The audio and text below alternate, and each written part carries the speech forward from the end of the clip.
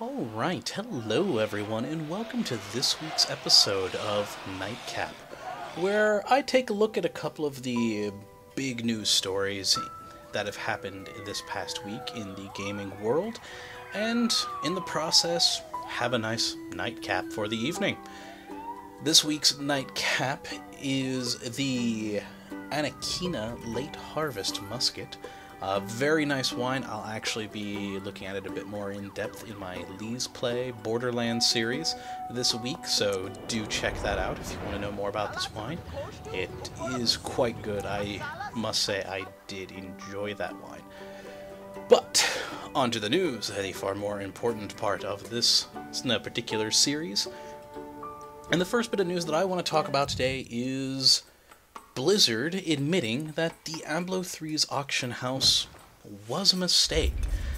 Now, this is something most gamers could have told them pretty much right off the bat, but they're finally admitting it and saying that it actually really hurt the game.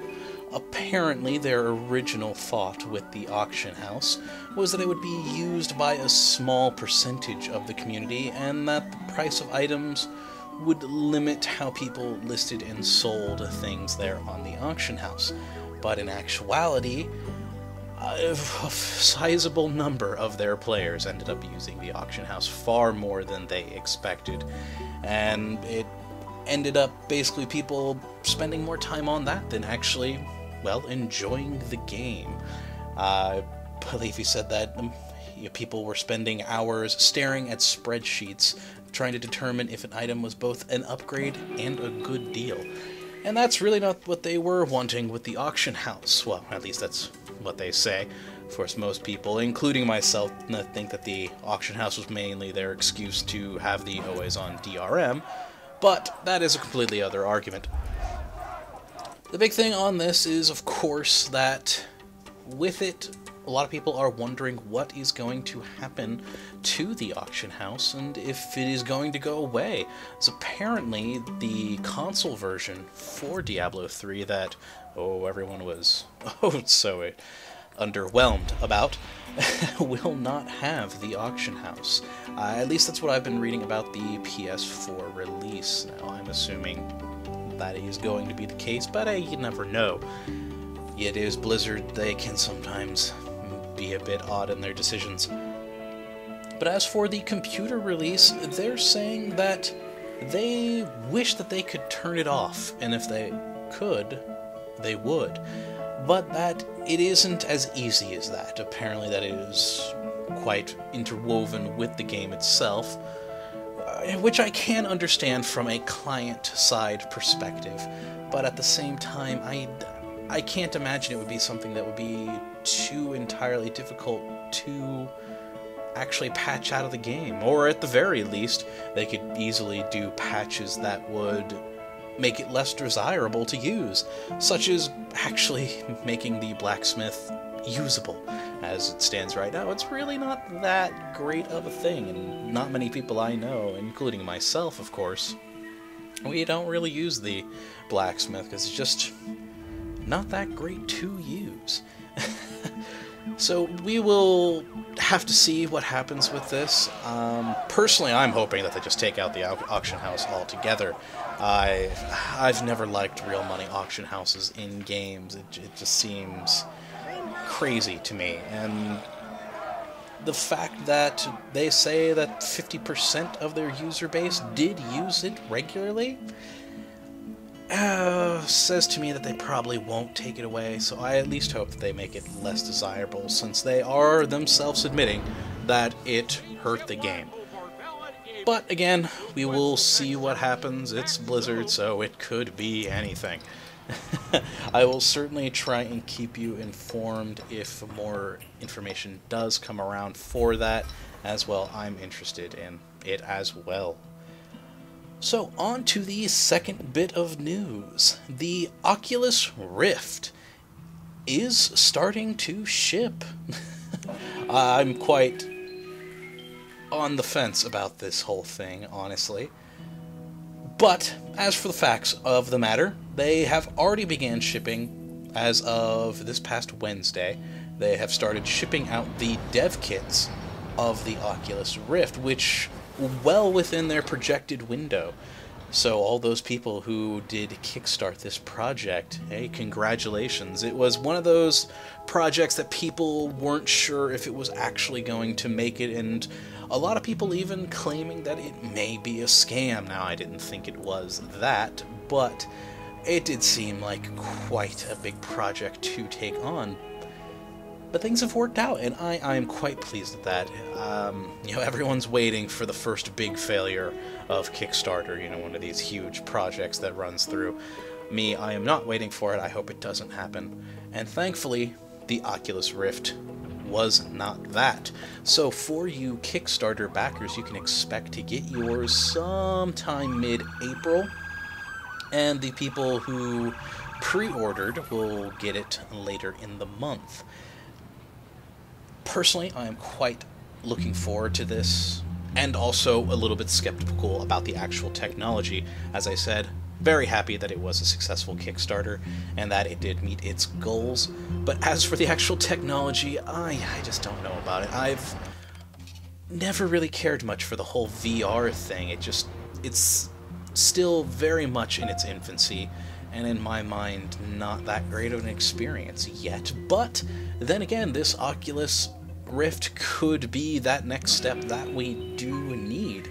Now, I am quite happy about the fact that basically it has become basically the trend of VR. Well, maybe not trend, but it's brought it back into the limelight. And not only that, but they have already provided the developer kit for it that will have integration with Unity as well as the Unreal Engine. Now, you know me, especially from the last Nightcap, I use Unity personally, and I'm a huge supporter of that engine, and the fact that it is integrated with that, you could see a lot of really amazing things done with the Oculus Rift through indie devs. And with the Unreal Engine, you're looking at the more higher-end devs, though still some Unity ones, or not Unity, but still some indie ones that can get a hold of that, and I am looking forward to see what people do between those two engines with the Oculus Rift. You never know, they could come up with some really, really amazing things. And the fact that companies like Valve backing this with wanting to see Team Fortress on the Oculus VR technology, it could be that first good push into VRs. Every attempt so far has pretty much been a colossal failure and really hasn't delivered the experience that the developers of those previous technologies were hoping. But who knows? This could be that game changer. I don't know if it will be. As I said, I'm on the fence about it. I do sincerely wish them the best in this, because I would like to see it succeed, but I am extraordinarily skeptical just because of the track record with VR so far. And so, to the final bit of news, and another Kickstarter, the OUYA Android gaming console has a release date now. Now, this is, again, another huge Kickstarter. I believe $8.5 million they were able to get through the Kickstarter system for the OUYA.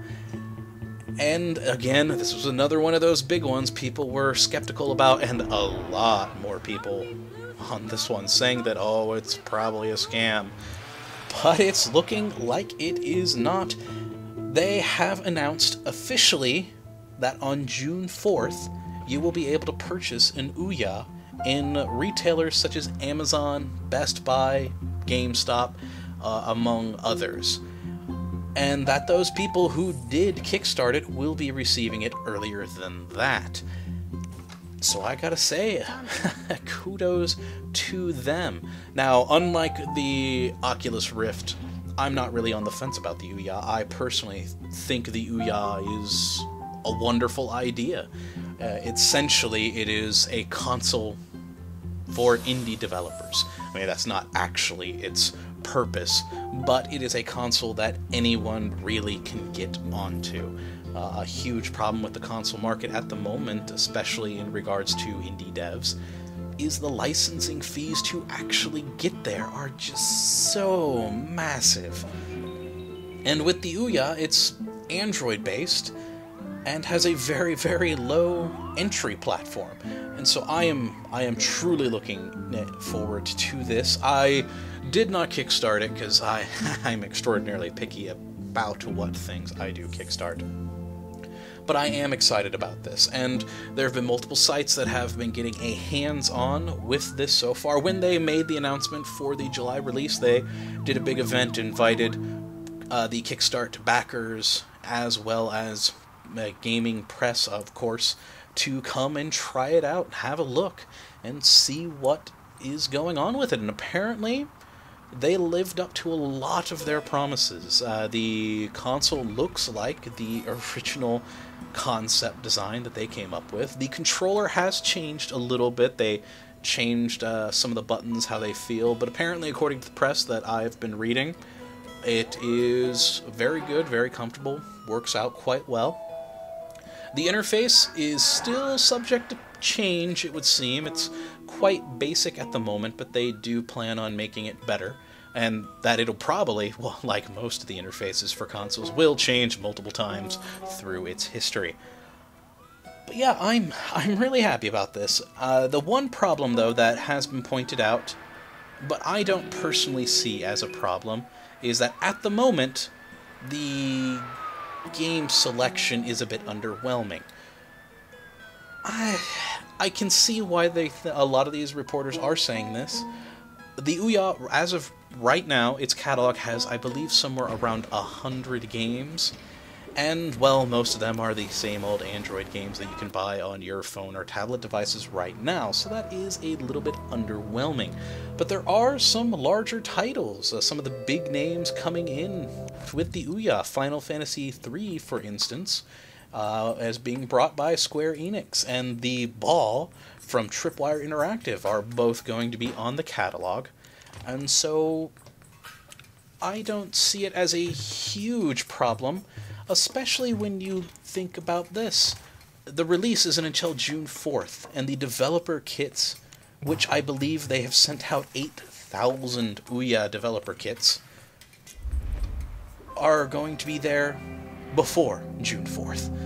So you have a lot of time to get these things out there. I mean, they're going to have 8,000 OUYA developer kits out there on the market for people to either create things for the OUYA or port them to the OUYA. And I have a feeling that before the release, from now with its 100 or so games till the release, you are going to see an explosion of the number of titles on it. Now, are there going to be a whole lot of AAA? Who knows? It's probably going to end up being far more of an indie platform, which, hey, again, I support. I think that's a great idea. But you never know. Square Enix seeming to be getting into the game, you never know. They might try and bring some other games over to the OUYA before release, and some other developers might jump into the fray as well. I certainly do look forward to seeing it. I really do hope the OUYA does succeed, because more competition, in my mind, is always a good thing, and the PlayStation and Xbox, and to some extent the Nintendo, they're all we have, and it would be nice to see another competitor in the ring, especially if they make it easier for the smaller indie developers, you know, the little guys, to actually be able to do something on a console without having to pay thousands upon thousands of dollars they can't afford. So I wish the OUYA the best. I will personally be buying one when it comes out on June 4th. And yeah, I hope it goes well. Yes, that is me for this evening, everyone. I hope you have enjoyed this episode and come back for the next, and have a good one.